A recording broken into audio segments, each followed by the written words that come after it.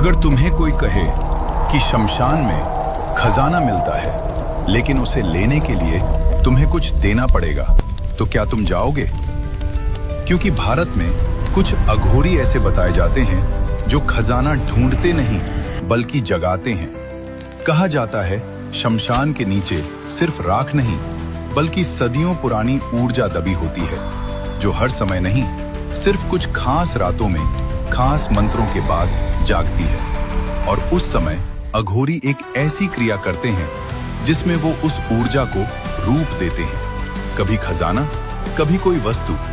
लेकिन असली रहस्य यहाँ से शुरू होता है। वो खजाना हर किसी को नहीं मिलता, उसके बदले कुछ देना पड़ता है। कुछ लोग कहते हैं वो अपनी किस्मत देते हैं, कुछ कहते हैं अपनी नींद, और कुछ अपनी शांति।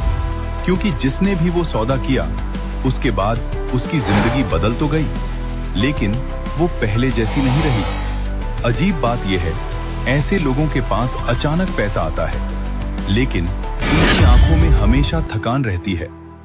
वो भीड़ में भी अकेले लगते हैं, जैसे उनके अंदर कुछ कम हो गया हो।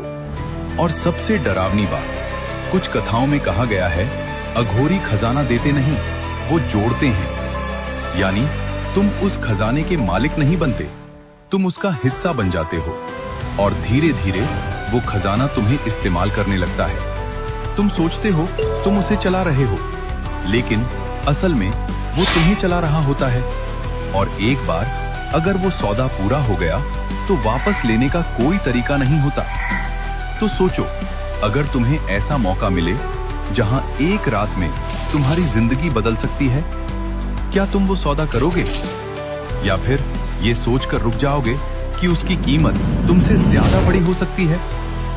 ऐसी ही खतरनाक और रहस्यमयी सच्चाइयों के लिए डार्क फाइल्स इंडिया को फॉलो और सब्सक्राइब करना मत भूलना।